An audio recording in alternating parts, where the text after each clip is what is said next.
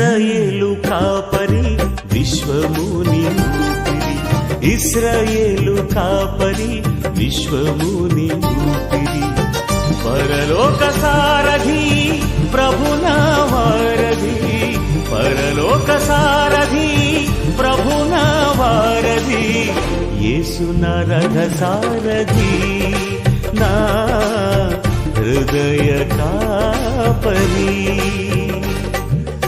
ఇశ్రాయేలు కాపరి విశ్వముని ఊపిరి, ఇశ్రాయేలు కాపరి విశ్వముని ఊపిరి.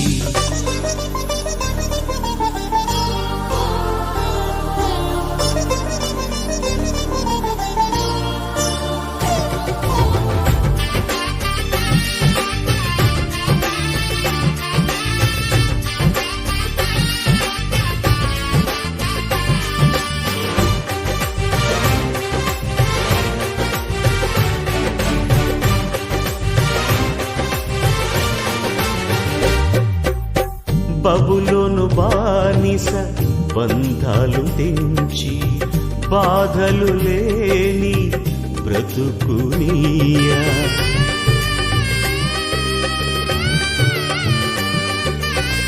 బబులోను బానిస బంధాలు తెంచి బాధలు లేని బ్రతుకునియా, సిలువ కాటాలో శ్రమల కౌగిటిలో, సిలువ కాటాలో శ్రమల కౌగిటిలో రక్తము కాచి రక్షణనిచ్చిన నా యేసయ్య, నీ రక్తము కాచి రక్షణనిచ్చిన నా యేసయ్య.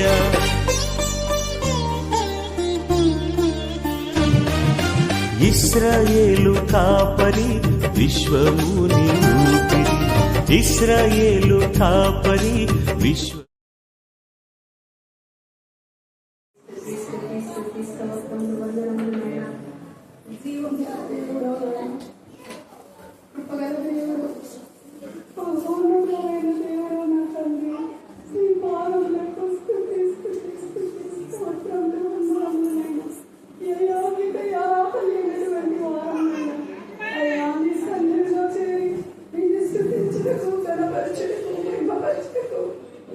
శ్రేష్టమైన సమయం బట్టి నీకు వందనాలు స్తుతులు స్తోత్రాలు చెల్లిస్తున్నానయ్యా. జీవం గల దేవా, జీవాధిపతి నీకు స్తోత్రం స్తోత్రం నాయన. ఈ శుభ శుక్రవారం నాయన శ్రమల దినమందు నీ సన్నిధిలో చేరి అయ్యా మరి అక్క ఇంతసేపు మాట్లాడి ప్రతి వాక్యములోనైనా నీ మాటను అయ్యా మరి విన్న వారందరూనైనా అయ్యా హృదయాలను భద్రపరుచుకొని వాక్యానుసారమైన జీవితం నడుచుకున్నటకు మీ కృపను దయచేయమని ప్రార్థిస్తున్నాను అయ్యా. మేము ఏ పాటి వారం బట్టి వారం అయి ఉన్నాము తండ్రి అయ్యా. మానవ అవిధేయత ఉన్నాయి కదా, మా నుంచి తొలగించి నీకు విధేయతలైన బిడ్డలుగా జీవించడము మీ సహాయం దయచేయమని ప్రార్థిస్తున్నాను. జీవం గల దేవా, జీవాధిపతి మీకు స్తుతి స్తుతి స్తుతి స్తుతి స్తుతి స్తోత్రములు వందనములైనా. అవును ప్రభా, పర్వతములు తరిగిపోయినను మెట్టలు కత్తరించినను నా కృప నిన్ను విడిచిపోదని సెలవిచ్చిన దేవుడో ప్రభా, నీ వాక్య వాగ్దానం బట్టి మేము అయ్యా నీ సన్నిధిలో మొరపెట్టుచున్నాము నాయన. అవునైనా మరి కన్నులెత్తి చూచడం కూడా మరి అయ్యా శృంగరి ఎంతగానో ప్రార్థించిండగానైనా అయ్యా మరి శృంగరిని మరి తండ్రి రొమ్ము కొట్టుకొనుచు నీ సన్నిధిలో అయ్యా ప్రార్థించినట్లు చూస్తున్నాం అయ్యా. మరి ఆ ప్రార్థన మాలో ఉండాలి నాయన. నీ సన్నిధిలో ప్రభా, నీ సన్నిధిలో మేము మొరపెట్టే వారంగా అయ్యా, ప్రార్థించే వారంగా అయ్యా, ప్రతి విషయం నా నామం ఏదైనా ఇస్తానన్న దేవుడు కలనైనా అయ్యా. నీ నామం బట్టి మేము స్తుతించి అడుగుచున్నామయ్యా. మరి ఇక్కడ కూడి వచ్చిన ప్రతి ఒక్క బిడ్డ యొక్క అయ్యా వారి యొక్క పరిస్థితి ఏమై ఉన్నదో మనకు తెలియదునైనా. సమస్తము చూచుచున్న దేవుడు కదనైనా, ఎవరి పరిస్థితిని గమనించిన దేవుడు కదా ప్రభువా. వారి హృదయాలను నైనా మీరు చూచుచున్న దేవుడు కనుక అయ్యా, వారికి ఏ అవసరత అస్వస్థత కలిగి ఉన్నారో వారి ప్రార్థన అవసరతలను అడిగి తెలుసుకున్న దేవుడు వైపు నీకు మొరపెట్టి ఉన్నారు తండ్రి. నాకు మొరపెట్టుకొని నీకు ఉత్తరం ఇచ్చిందని సెలవిచ్చిన్నావు తండ్రి. అయ్యా నీ సన్నిధిలో చేరి బిడ్డలందరినైనా ప్రలాపిస్తున్నారయ్యా. అయ్యా నీ సన్నిధిలో అయ్యా మొరపెట్టుచున్నారు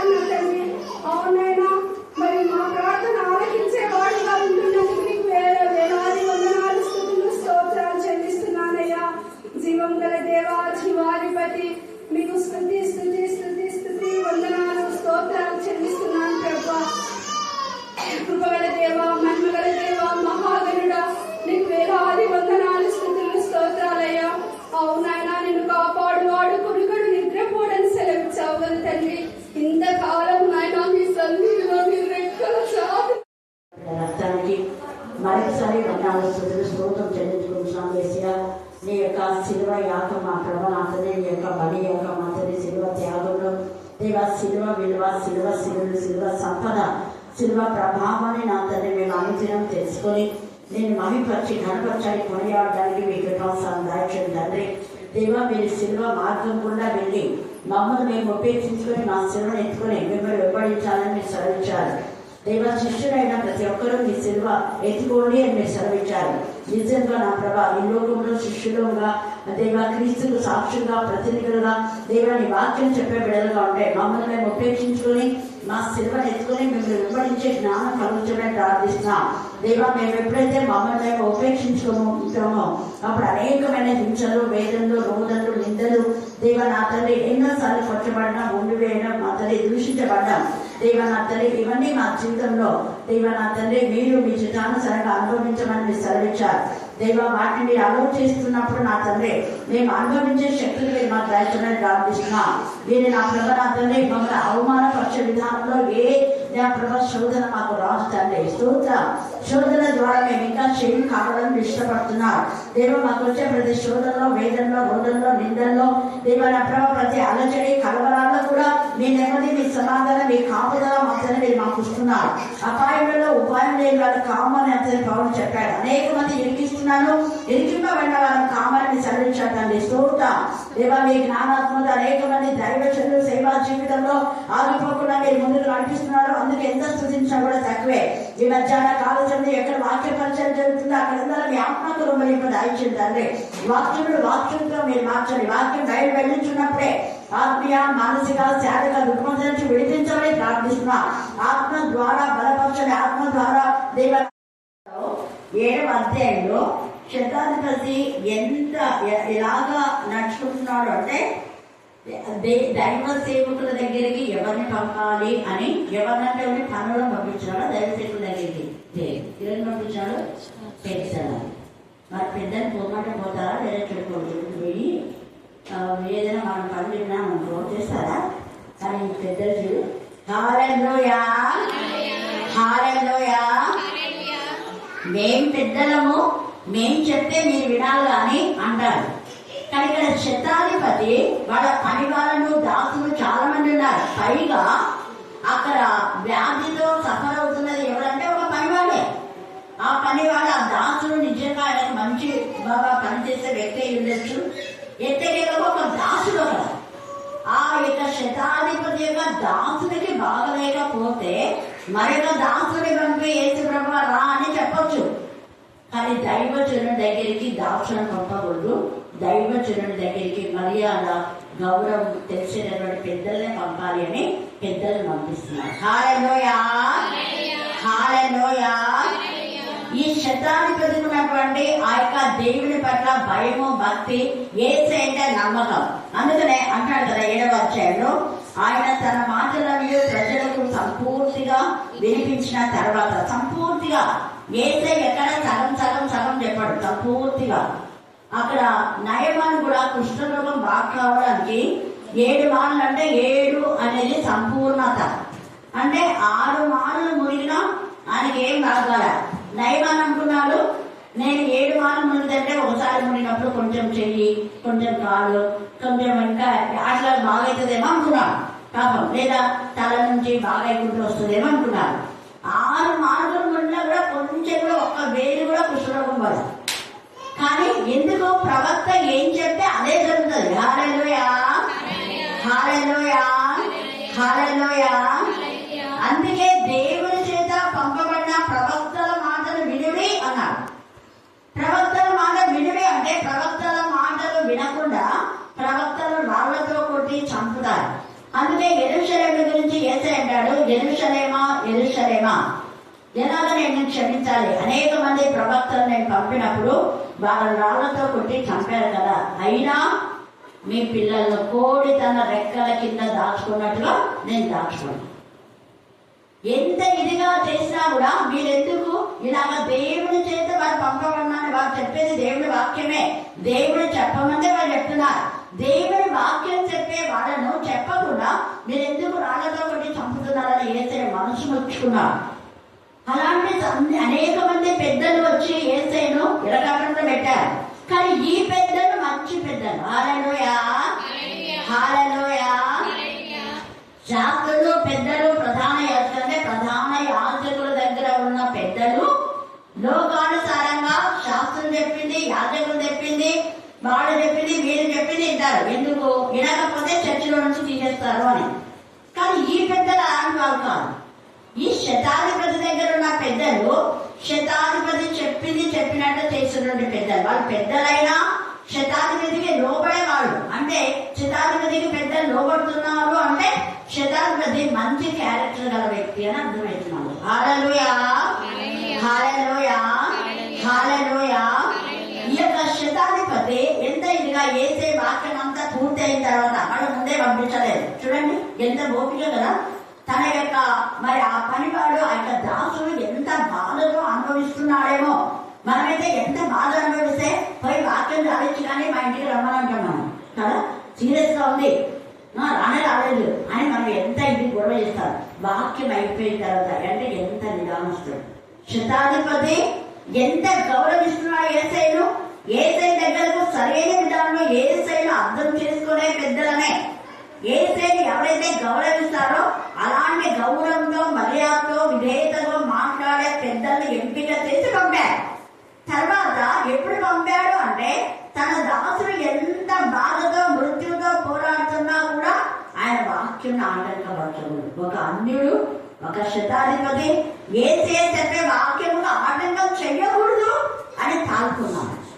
కానీ మన వాళ్ళైతే వాళ్ళకి ఏం లేకపోయినా ఊరుకునే వాక్యానికి ఆటంకం చేసుకుంటారు. వాక్యం చెప్పకుండా ఎన్ని మరి క్విట్లు చేయను అన్ని క్విట్లు చేస్తారు. కానీ వాక్యం మీద ఆటంకం జరగకుండా వాక్యం అంతా అయిపోయిన తర్వాత అది కూడా ఏసైను గౌరవించే పెద్దలను అక్కడికి పంపాయంట. అప్పుడు ఏమైంది చూడండి, చదవాలి. శతాధిపతి యేసు గురించి విని ఆయన వచ్చి తన దాసుని స్వస్థపరచవాలని ఆయన వేదిక కొనుటకు యూదుల పెద్దలను, యూదులలో కొంతమంది మంచులు ఉన్నారు, కొంతమంది చెడ్డలు ఉన్నారు.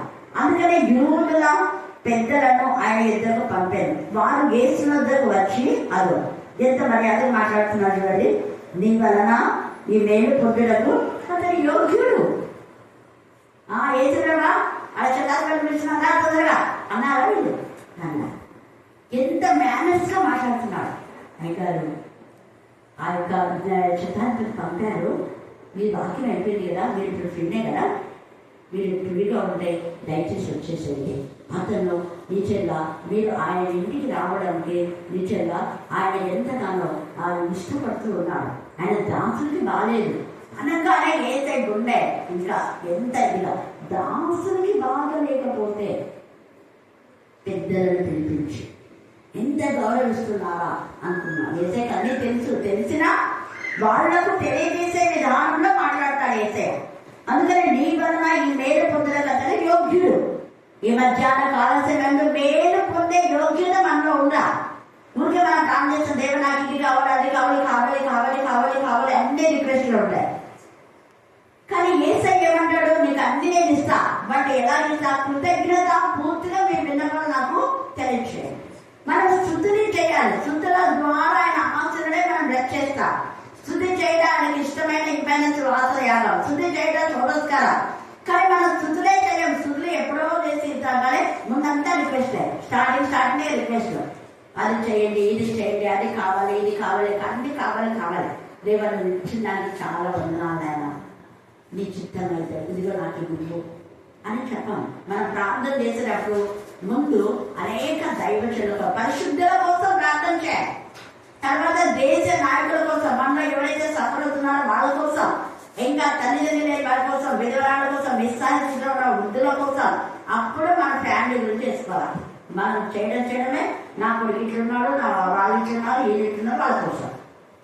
కానీ ఇక్కడ నిజంగా వీళ్ళు ఎంత విధిగా అక్కడ ఏసే అంటున్నాడు కదా, మేలు పొందడానికి యోగ్యుడు. ఎవరు యోగ్యుడు అంటే దేవుని మహిమపరిచేవాళ్ళు, ఘనపరిచేవాళ్ళు, స్తుతించేవాళ్ళు, కొనియాడేవాళ్ళు.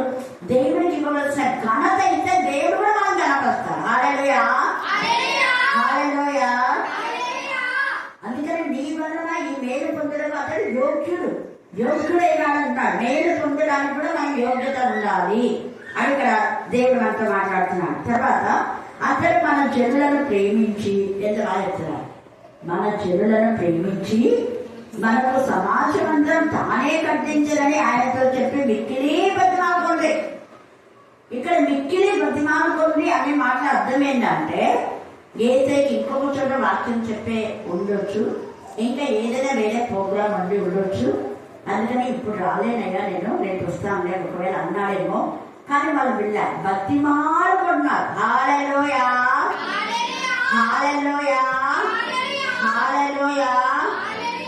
పెద్దలు బతిమాలుకుంటున్నారు. మరి మన పెద్దలు దైవజనులు బతిమాలుకుంటారా? అసలు వాళ్ళనే బతిమాలుకోవాలంట. మనం వాళ్ళనే బతిమాలుకుంటే ఏదైనా చేస్తారు.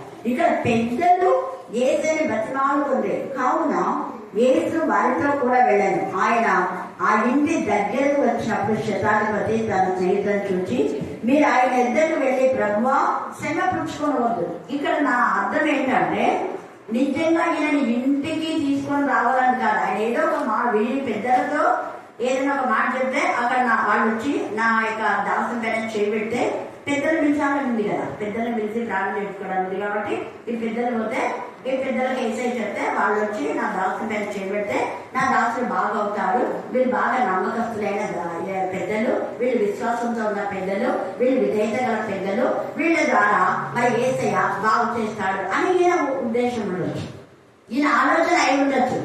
అందుకనే వీళ్ళు ఏమని చెప్తున్నారు, వీళ్ళు బతిమాలుకున్నా నువ్వే రావాలి అని బతిమాలుకున్నారు. ఆయన వచ్చి అనే మాటలు అర్థం ఏంటంటే ఆయన మాట సెలవిస్తే నా దాసులు బాగవుతారు. ఆయన వచ్చి అంటే ఆయన మాటతో సెలవిస్తే కూడా మా ఇంటికి వచ్చినట్టే మనం అంటామా ఇలా? హల్లెలూయా హల్లెలూయా హల్లెలూయా. ఆయన మాట గుడిగంతాలకు బయట వెళ్ళదు. ఆయన ఎక్కడుండి కూడా నా దాసు స్వస్థపడతాడే స్వస్థపడ ఆ వాక్యే మా దగ్గరికి వచ్చింది, మా ఇంటికి వచ్చినట్టే ఆయన వచ్చినట్టే. ఎంత నమ్మకము ఈ యొక్క శతాన్ని పడుతుంది. అప్పుడు ఏమంటున్నారు చూడండి, స్నేహితులను చూసి అంటున్నారు, మీ ఆయన యుద్ధకు వెళ్ళి ప్రభువా శ్రమ పుచ్చుకోవద్దు, నీవు నా ఇంటికి వచ్చినప్పుడు నేను పాకుతున్నాను. మరి ఇక్కడ ఎందుకబ్బా ఆయన వచ్చి స్వస్థత పరచవాలని ఆయన వేడుకొద్దకు ఈ యూదులను అనే పెద్దలను పంపాడు అంటే ఇక్కడ అర్థం ఏంటి? ఒకటే, ఆయన రాకపోయినా పెద్దలతో చెప్పి పంపిస్తాడు, అప్పుడు నా దాసుని స్వస్థత అవుతుంది. అంత నమ్మకం. ఆ నమ్మకంలో అయ్యో శ్రమ పుచ్చుకుంటే ఆయన నేను పిలుచుకొస్తున్నారా అన్నట్టుగా, ఆయన గురించి ఏదో మాట చెప్పాడని నేను అనుకున్నాను. ఏకంగా మీరు ఆయనే తీసుకొస్తున్నారు. శ్రమ పుచ్చుకోవద్దు, నా ఇంటిలోనికి వచ్చిన నేను పాత్రలను కాను. తేలికగా మాట్లాడుతున్నాను, నా ఇంట్లోనికి వచ్చిన నేను పాత్రను కాను. అందుచేత నీ ఇద్దరికి వచ్చినకు పాత్రని నేను ఎంచుకోలేదు. ఎంత హల్లెలూయా హల్లెలూయా.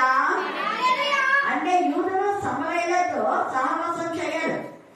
పైగా ఈయన అన్యుడైన నేను వెళ్తే ఆయన వస్తాడో రాడో ఆ యూదుల పెద్దలే పంపిస్తాము. ఎంత మేనర్స్ గా మన వాళ్ళైతే నేను శతాధిపతిని, మీరు నేనేం చెప్తే అది చేయాలి, మీరు యూదులైతే ఏంటి, ఎవరైతే ఏంటి, ఏమైనా రోమీలైతే ఏంటి అంటారు. శతాధిపతి అంటే 100 మందికి పెద్ద అయినప్పుడు మిగతా వాళ్ళని తక్కువ చేసి మాట్లాడతారు. కానీ ఇలా అనటం లేదు. 100 మందికి మరి పెద్దగా అధికారిగా ఉన్నా కూడా ఆయన ఏమంటాడు, నేను పాత్రను కానయ్యా, అందుకే నేను నీ దగ్గరికి రాడు. ఎంత తెలియదు అంటే నీతో మాట్లాడే యోగ్యత నాకు లేదన్నట్టుగా తగ్గించుకున్నాడు. వాళ్ళైతే ధర్మశాస్త్రం తెలుసు, వాళ్ళు పెద్దలు కదా, పదే నీ చుట్టూ ఉంటారేమో, నేను బాగా సపోర్ట్ చేస్తాను. అందుకే ఏదైతే సపోర్ట్ చేసే పెద్దలే పంపారు. ఏసే మాటకు విలువ ఇచ్చే వాళ్ళనే పంపారు. ఎవరు పడితే వాళ్ళని పంపాలి.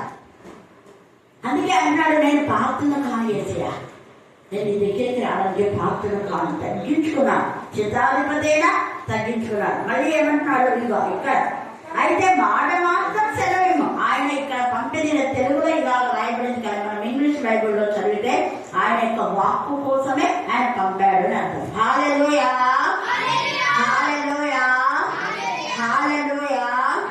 ఎందుకంటే గతంలో ఎంతమందికి ప్రాణం చేసినప్పుడు ఏ సమయంలో వాళ్ళు వచ్చి అడిగారో ఆ సమయంలో నీ విశ్వాసం నేను స్వస్థపరుచుకున్నా అంటే స్వస్థత పొందారు. నీ విశ్వాసం బట్టి నీ కుమార్తెకు మరి దేవుని స్వస్థత ఇచ్చుకున్నాడు అంటే దయ్యమాన్ని వదిలిపోయింది.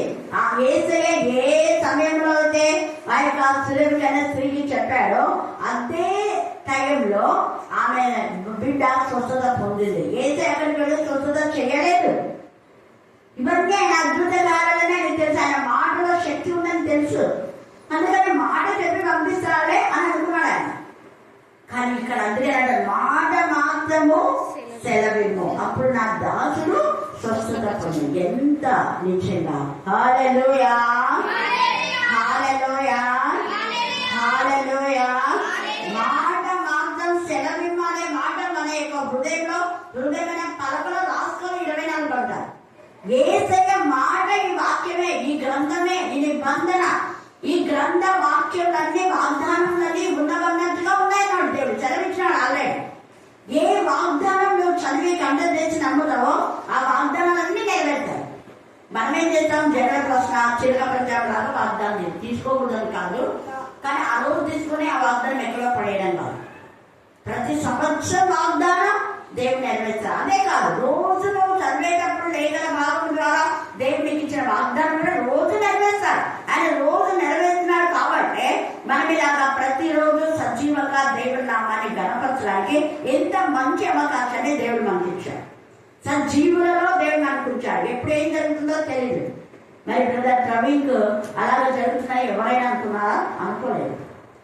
ఇంకా తర్వాత మణిపూర్ వాళ్ళకు కూడా ఎంత భయానకమైన పరిస్థితులు. ఈ యొక్క రాష్ట్రంలో, మన రాష్ట్రంలో ఇదే అనుకుంటున్నారు కాదు, కానీ ఇంకొక బ్రదర్ కూడా అలాగే చంపేశారు. బైకులు అంతా ఎక్కడంటే ఎక్కడ పడిపోయింది. సంచి వేసుకొని సైకిల్ మీద వాక్య రచన చేసే వ్యక్తిని కూడా చాలాసార్లు జరుగుతున్నాయి. ఇది ఒకసారే కాదు, కానీ ఎన్నిసార్లు ఇది జరిగినా కూడా నిమ్మకు నీరెత్తినట్టు అనుకుంటున్నాను. కానీ ఒకటే ఇవన్నీ ఎందుకు జరుగుతున్నాయి అంటే, మన ప్రకటన 6వ అధ్యాయంలో నాదా సత్యస్వరూపి ఎందాక తీర్పు తెచ్చకుండా అక్కడ బలిపీఠం కింద ఉండేవాళ్ళు మొదలుపెడుతున్నారు కొన్ని ఆత్మలు. చదవండి 6వ అధ్యాయం ప్రకటన 6వ అధ్యాయం 10వ. వారు నాదా సత్యస్వరూపి పరిశుద్ధుడా ఎందాక తక్కువ అనుకుంటున్నారు. ఇప్పటికే చాలా సంవత్సరాలు అయిపోయింది మేము ఇక్కడ ఉండి బలిపీఠం కింద. కొన్ని వేల సంవత్సరాలు అయింది. అంటే ఈ బలిపీఠం కింద ఉన్న వాళ్ళందరూ ఎవరు అంటే హేబేలు ఉన్నాడు. హేబేలు నుంచి ఎవరెవరైతే చనిపోయారో వాళ్ళ రక్తం బలిపెడుతుంది. అక్కడ వాళ్ళ ఆత్మలు ఉన్నాయి బలిపీఠం కింద. అంటే బలిపీఠం అంత పెద్దది అన్నాడు, ఆత్మ చిన్న నలుసులా ఉంది. హల్లెలూయా, హల్లెలూయా. మనం యూట్యూబ్ లో ఎంతో మెసేజ్ ఉంటది. అట్లనే బలిపీఠం కింద కొన్ని కోట్ల ఆత్మలు ఉన్నాయి ఇక్కడ, అంత సాక్షులు. అయితే దేవుడు కొంత లెక్క నిర్ణయించాడు, ఒక నంబర్. ఆ లెక్క పూర్తి అయ్యే వరకు మీరు కొంచెంసేపు చాలండి అన్నాడు. ఆ లెక్క వీళ్ళు మొదలుపెడుతున్నారు, లెక్క పూర్తి కావాలి. అందుకనే ఇప్పుడు బ్రదర్ లాగా చాలా మంది చనిపోతున్నారు మణిపూర్ లో. వీళ్ళంతా కూడా హతసాక్షులు. అది మరి హతసాక్షులు అంటే యేసయ్య నామ మహిమ నిమిత్తమే చనిపోయిన వాళ్ళు, దేవుడి వాక్యం ప్రకటించాలి, దేవుడి కోసం జీవించేవాళ్ళు, దేవుడి పని చేసేవాళ్ళు. అంతేగాని ఒకటి పొంచుకొని చంపే వాళ్ళంతా హతసాక్షులు కాదు. వాళ్ళు ఉన్నారు కదా. ఈ బలిపీఠం కింద ఉండేవాళ్ళు కేవలము యేసయ్య కొనకే, లేదా దేవుని నామ మహిమ నిమిత్తమే తన ప్రాణాలను ప్రాణంగా పెట్టినటువంటి వాళ్ళు. నిర్దోషులేక రక్తం చెప్పాలంటే హేబేలు దేవునికి ఇష్టమైన ఇబ్బంది శ్వాస యాగం బలిగా అర్పిస్తుండే ఏ నేరము చేయలేదు. హేబేలు రక్తం, హేబేలు మనం కూడా రక్తం ఉడుకోలేదు. ఇక్కడ కూడా బలిపీఠం కింద ఉన్న ఆత్మలు అంటే ఆ రక్తం మొదలుపెడతాం. హల్లెలూయా. కానీ రక్త మాంసములు దేవుని రాజ్యం స్వతంత్రించుకున్న నేరం అన్నాయి. అంటే దేవుని రాజ్యం ఇంకా అత్యున్నతమైన స్థానంలో ఉంటుంది. ఇక్కడ బలిపీఠం ఉంది. బలిపీఠం దగ్గర మొదలుపెడుతున్నారు. వాటికి విడుదల విమోచన ఇచ్చిన తర్వాత మన వాళ్ళు దేవుని రాజ్యం వారసులు అవుతారు. అంతవరకు ఇక్కడే ఉన్నారు. హల్లెలూయా, హల్లెలూయా, హల్లెలూయా. ఎందాక తీర్పు తెచ్చున్నారు, ఊహిస్తూ ఉన్నారు. ఈ మధ్యాహ్న కాల చంద్రులు ఎవరు హతసాక్షులుగా మారినా ఖచ్చితంగా దేవుడు వాళ్ళ పక్షంగా న్యాయం చేపిస్తాడు. వాళ్ళని ఆ స్థితికి తెచ్చిన వాళ్లకు ఖచ్చితంగా శిక్ష విధిస్తాడు. శిక్ష విధించకుండా అయితే ఉండడు. ఎందుకంటే మనకే ఎన్నో దృష్టాంతాల ఆధారాలు ఉన్నాయి. ఫరో ఎంతగా ఇస్రాయేలు బాధ పెట్టాడు. మరి ఫరో ఏమయ్యాడు? బ్రతికాడా? చచ్చాడు. హామాను ఇస్రాయేలు ఎంతగా బాధ పెట్టాడు. ముఖ్యంగా మొద్దనే ఊరికే నమస్కారం పెట్టలేదు, అక్కడ కారణమే లేదు. నిష్కారణంగా నిర్దోషి అయిన మొర్దెకైని చంపాలి. మొర్దెకై చేసినటువంటి ఆ చిన్న తప్పిద నాకు నమస్కరించలేదు అని మొర్దెకై బట్టి మొర్దెకై వంశాన్ని నాశనం చేయాలనుకున్నాడు హామాను. దేవుడు ఊరుకున్నాడా? ఊరుకోరా. ఇవన్నీ మనకు తెలిసినప్పుడు క్రైస్తవులు దేవుని స్తుతించాలి. ఏదో ఒక రోజు మనకు న్యాయం చేకూర్చబడుతుంది. మొర్దెకై అందుకనే మౌనంగా రోధిస్తూ గుండె పగలేలా దేవునికి మొదలెట్టుకున్నాడు. అంతేగాని ఏం చేయటం లేదు, మౌనంగా ఉన్నాడు. రాజు దగ్గరికి చెప్పాలా ఇవన్నీ? రాజు చెప్పాడే కదా, చెప్పలేదు. తాగి పంపించడం లేదు. దేవుని సన్నిధిలో ప్రార్థిస్తున్నాం. మనం చేయవలసిన దేవుని సన్నిధిలో ప్రార్థన. అనేక దైవ సేవల కోసం ఆ సేవ కొనసాగించాలని ప్రార్థన చేయాలి. అవి అంటాయి ఇవి అంటాయి ఏవేవో చేస్తే దాని ద్వారా వాళ్ళకేమి శాంతి రాదు. అక్కడ పరలోకంలో ఆయనకి ప్రార్థన. దేవా ఆ సేవ కొనసాగించబడితే చనిపోయిన ఆత్మలకు శాంతి. హల్లెలూయా, హల్లెలూయా. ప్రభు కోసమే హతసాక్షులైన వాళ్ళ యొక్క నిజమైన శాంతి ఏంటంటే, వాళ్ళు ఏదైతే సేవ కొనసాగించలేకపోయారో అది తన వాళ్ళు ఎవరో ఒకరు కొనసాగిస్తుంటే వాళ్ళకి అదే నెమ్మది. ఇప్పుడు వస్తున్నా ప్రభుత్వం నిధించాడు, కానీ సేవ ఆగిపోయిందా? ఆగిపోయా. ఇంకా ఎక్కువ సేవపోయినా హోసన్న చనిపోయిన తర్వాతే సేవ ఎక్కువ. అలాగే యేసు చనిపోయి తిరిగి లేచిన తర్వాత అనేక మంది క్రీస్తు సాక్షులు, ప్రతినిధులు. ఈ యొక్క బ్రదర్ చనిపోయినాడు అంటే దాని అర్థం ఏంటంటే ఎక్కువ మంది ఆయన కోసం సంపాదించడం కోసమే ఈయన హత సాక్షి. లేకపోతే దేవుడు అడ్డుకొని వాళ్ళని కొట్టకుండా చేసేవాడే. అలా పేసిన శిష్యులు కూడా కొన్నిసార్లు తప్పించుకున్నారు మరణంలో నుంచి. కొన్ని దేవుడి చిత్తానుసారంగా వాడు మరణించారు. కాలే నూనెలో యోగాన్ని వేసినారు. చనిపోయినాడా? చనిపోలే, బయటకు వచ్చినాడు. మళ్ళీ ఆయన చనిపోలేదని ఆయన తీసి 14 పంపించారు. దైవ చిత్తానుసారమైన ఉన్నారని అక్కడ మనం చూస్తే. హల్లెలూయా, హల్లెలూయా, హల్లెలూయా. ఎవరు ఎప్పుడు ఎలా మరణించాలో దేవుడు నిర్ణయించుంటాడు. అందుకనే నీతి మనుషుల యొక్క మరణము దేవుని దృష్టికి ఏంటంటే ఇష్టమైన ఇష్టంతో ఆయన నిజంగా ఆయన పిల్లలు పెంచేసుకుంటాడు. ఈ యొక్క మధ్యాహ్న కాల సమయంలో నిజంగా ఈ శతాధిపతి ఎంత విధిగా ఆయనకున్నటువంటి విశ్వాసాన్ని చూసి యేసయ్య ఆశ్చర్యపోయి అంటాడు, నేను నా సహా అధికారులకు లోబడిన వాడను. నా చేతి క్రింద సైనికులు ఉన్నారు. నేను ఒకరి పొమ్మంటే పోవును, ఒకరు రమ్మంటే వచ్చును. నా దాసులు చేయమంటే ఇది చేయనని చెప్పినట్టు ఆయనతో చెప్పుడని వారిని పంపారు. యేసు ఈ మాటలు విని అతని గురించి ఆశ్చర్యపడి తన వెంట వచ్చుచున్న జనసమూహం వైపు తిరిగి, ఇశ్రాయేలులోనైనను జనసమూహం వస్తుంది అంటే వాడు అంత సమూహం ఉంది కాబట్టి ఆయన బోధ ఆయన చేయనియండి, ఎందుకు ఆయన తొందర పెడతారు అన్నట్టుగా ఈ శతాధిపతి. అందుకని జనసమూహం ఉంది, కొంచెం మంది లేరు. ఇశ్రాయేలులో ఇంత గొప్ప విశ్వాసం నేను చూడలేదని మీతో చెప్పుచున్నానని. పంపబడిన వారు ఇంటికి తిరిగి వచ్చి ఆ దాసుడు స్వస్థుడై ఉండుట కనుగొని. యేసు ప్రభు శతాధిపతి ఇంటికి వచ్చినాడా లేదా?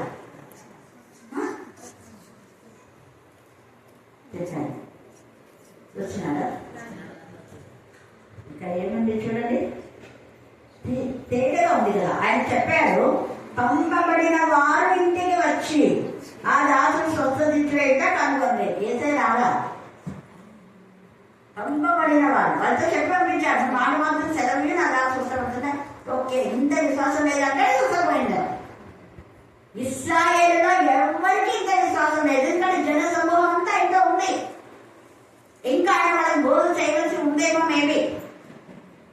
అందుకనే ఆయన చెప్పినటువంటి విధానంలో వెంటనే వద్దు, ఆయన రావద్దని చెప్పు అన్నాడు. లేదా ఒకవేళ నా ఉద్దేశం ఏంటంటే ఈ వాక్యంలో యేసయ్య ఇంకా దూరం నడిచేస్తే మీరు పరిగెత్తుకుంటా పోయి చూసేటప్పుడు స్వస్థత పొందుతారు. ఇంకా యేసయ్య ఇంటికి వస్తాడు, ఆయన ఎంత హడావుడి చేస్తున్నాడు అదంతా రాయడానికి గ్రంథాలు లేదు. కానీ యేసయ్య మాట శక్తివంతమైన. యేసయ్య ఇంటికి వచ్చి ఆ దాసునికైనా చేయబెట్టి లేదా దాసుని ప్రార్థన చేస్తే స్వస్థత కలగలేదు. ఆయన విశ్వాసం, నీ మాట సెలవిస్తే చాలు నా దాసు స్వస్థపడతానని ఎప్పుడు అన్నాడు, అప్పుడే స్వస్థపడుతున్నాడు. హల్లెలూయా, హల్లెలూయా, హల్లెలూయా. అందుకే నమ్ముట నీవైతే నమ్మవానికి ఏంటంటే సమస్తం అంటే నీ పిల్లలు బాగుండాలంటే నమ్మకం, అపనమ్మకం కాదు. నా పిల్లలు దేవుడి పిల్లలు, ఎక్కడున్నా దేవుడు వాళ్ళని క్షేమంగా ఉంటాడన్నాడు. అంతేగాని ఆడి పంపకూడదు, ఈ పట్టుకు ఆడుకోకూడదు. కొన్ని విషయాల్లో మనం రిస్ట్రిక్షన్ పెట్టాలి. కానీ దేవుడి సన్నిధికి పోతే పిల్లలు బాగుపడరు అనుకునే వాళ్ళంత అవివేకులు ఇంకెవరు. దేవుని సన్నిధి అయినా కూడా మనం చేసే విధానంలో ఒక మంచి సహవాసానికి పంపితే మన పిల్లలు ఖచ్చితంగా ఆశీర్వాదమే. కానీ దేవుని సన్నిధికి పోయేటప్పుడు కూడా కొంతమందికి అనుమానాలు ఉంటాయి. అందుకే అనుమానాలు ఉంటాయి కాబట్టి అనుమానం పెను భూతాలు, దాని ద్వారా ఏం పొందుకోలేదు. మన దేవుని సన్నిధికి వచ్చినప్పుడు విశ్వాసంతో దేవుడు మనతో ఉండి మన ప్రతి అక్కడ ఔషధం చూపిస్తాడు అని నమ్మి ఆయన ఎప్పుడైతే మనం ఆయన పైన హత్తుకొని ఆనుకొని జీవిస్తాం అనేక ఆశీర్వాదం. అక్కడ రూతు ఇశ్రాయేల్లో ఏముండేదో నేను తెలీదు, అసలు ఇశ్రాయేల్ ప్రాంతం ఎట్లా ఉంటుందో ఏం తెలియదు. ఆయనకు తెలిసిందంతా ఒకటే, వాళ్ళంతా చెప్పింది ఇంతే, ఆమె మైండ్ ఫిక్స్ అయిపోయింది. ఇంతగా ఆధ్యాత్మికమైన మేలు పొందుకున్న ఆ ప్రదేశాన్ని వదిలి ఎలా వచ్చావు ఒక మనం కదా ఉండాలి కదా అనేది. అక్కడ ఏమిటి చూడకపోయినా విశ్వసించింది రోజు. అందుకని ఇశ్రాయేలు ఎక్కడ నీడకు నువ్వు వచ్చావు కాబట్టి నీకు సంపూర్ణమైన ఏం తక్కలేదు, సంపూర్ణమైన అమ్మ. ఆమెకు భర్త లేడు, దేవుడు భర్తనిచ్చాడు. పిల్లలు లేదు, పిల్లల్ని ఇచ్చాడు. ఆస్తి లేదు, ఆస్తులు ఇచ్చాడు. ఆనందం, సంతోషం ఇచ్చాడు. అది మనం ఎప్పుడైతే విశ్వాసంతో అడుగులు ముందుకు వేయాలి, వెనక్కి వేయకూడదు. ఓర్ప అవిశ్వాసం. మా దగ్గరికి పోతే ఆ ఇల్లు ఉందో లేదో, తిండి దొరుకుతుందో లేదో, యాదో ఇక్కడనే తిన్నాంలే మా అమ్మ దగ్గర వాళ్ళు చేసుకుంటే తినొచ్చు. ఎందుకంటే భర్త చూడాలి, పిల్లలు ఏం లేదు కదా, ఇంకా వాళ్ళ అమ్మ చేసి పెట్టి తినొచ్చు, తిరగవచ్చు, అది ఉండదు. అందుకని ఆమె పేరు ఎక్కడ రాయాలి. కానీ రూత్ అయితే నేను మా అమ్మతో సహకరించాలా, భర్త లేదు, కొడుకు లేదు, ఒంటరి. అక్కడ 2 రోజులు ఇక్కడ వచ్చింది అంటే ఖచ్చితంగా వాళ్ళ భర్త చంపేసింది, 2 కొడుకులు కూడా పోయి చంపేసిందని ఆమె ఎంత బాధ పెడతారో. ఆ బాధలో ఆమె నేను ఓదార్పులు ఇవ్వాలి. అతను ఒక్కడికి పోతే ఎంతమంది ఎట్లా అంటారో, నయ్యని ఎందుకు పోయినా నువ్వు ఊరికే భర్తను కోరుకుంటావు, ఊరికే నువ్వే మా పిల్లలు చెప్పేది. ఎందుకంటే వాళ్ళంతా అక్కడ బంధువులు ఉంటారు కదా, మా వాడిని తీసుకురాక చెప్పేది, మా వాడు ఏంటంటారు కదా. తల్లి వాళ్ళ ఎప్పుడైతే భార్య ఇంటిలో పోయి భర్త చనిపోయినాడు అనుకో, ఊగా తీసుకుపోయి పిల్లగాని డబ్బు పెట్టిలేదు నువ్వు అంటారు. ఇంకెన్ననాలా అని అంటారు. మర్మడు చనిపోయినా, మరొకరాలు చనిపోయినా, భర్త దేవుడు చనిపోయినా, అట్లా ఎన్ని మాటలు వస్తాయని పాపము రూతు అన్ని ఆలోచించుకొని తన యవ్వన జీవితాన్ని దేవుడికి సమర్పించి వాళ్ళ అత్తకు పరిచయం చేయడానికి మాత్రమే పెళ్లి. కానీ మళ్ళీ నేను పెళ్లి చేసుకోవాలా, మళ్ళీ పిల్లలు అని అనలా. అతను నువ్వు ఎక్కడుంటే అక్కడే, నువ్వు తింటే నేను తింటా, నువ్వు ఆకలితో ఉంటే నేను ఆకలితో ఉంటా, నువ్వు చెట్టు కింద పడుకుంటే నేను అక్కడే పడుకుంటా, అమ్మా నువ్వు పూలు గుడిసెలుంటే నేను కూడా పూలు గుడిసెలే ఉంటా. ఎంత మంచి ఆలోచన, ఆ నమ్మకం. ఆమెకున్న ఆ విశ్వాసం, ఆ నమ్మకంతోనే ఆమె ఉన్నత స్థితికి తీసుకువెళ్ళింది. ఈ మధ్యాహ్న కాలచందు నీకున్న విశ్వాసం, నమ్మకంతోనే నిన్ను అట్టడుగు భాగం నుంచి ఉన్నత స్థితికి దేవుడు తీసుకువెళ్తాడు. దేవుడు ఈ లేఖన భాగాన్ని దీవించి ఆశీర్వదించుగాక. ఆమేన్, ఆమేన్.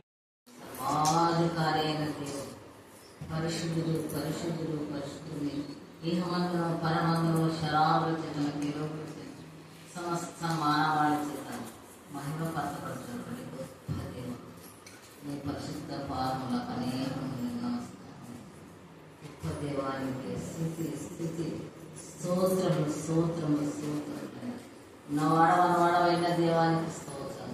సర్వాధికారి, సర్వ సృష్టికర్త, సర్వంతర్యామే నీకే స్థుతి స్తోత్రం. పరిశుద్ధానికి స్థుతి గొప్ప దేవానికి స్థుతి స్తోత్రం. అన్ని నామముల కంటే పైనామముల దేవానికి స్థుతి స్తోత్రం. అవునయ్య, విన్నటువంటి ఏ ప్రమాదము ఆశీర్వదించడానికి స్తోత్రం. మాకందరికీ చక్కగా గుర్తుకొచ్చి పెట్టినప్పుడు అవునయ్య, అల్ప విశ్వాసం కాదు, సంపూర్ణమైన విశ్వాసం, శతాధిపాతి ఉన్నటువంటి విశ్వాసం మేము కూడా కేంద్రకు చూద్దాం. అవునయ్య, మీరు మాట మాత్రం సెలవిస్తున్నారు. నా దాసు బాగా విశ్వాసం వెలువరిస్తున్నారు. ఆ విధంగానే తీసుకురాకపోయినా కానీ దాసుని స్వస్థపరచు, ఘనపరచబడిన దేవానికి స్తోత్రములైన స్తోత్రం. విషయానికి స్థితి స్తోత్రములు స్తోత్రం. ప్రభువా, నిజంగా మేము ఎల్లప్పుడూ నీకు భక్తి కలిగింది ప్రతి నీ వాక్యము మేము నమ్మి అందుకు సాగులకు సహాయం వారమైన వాక్యానుసారంగా నడుచుకుంటాం. గొప్ప చూపండి. గొప్ప దేవానికి స్తోత్రం, సర్వోన్నతరానికి స్తోత్రం.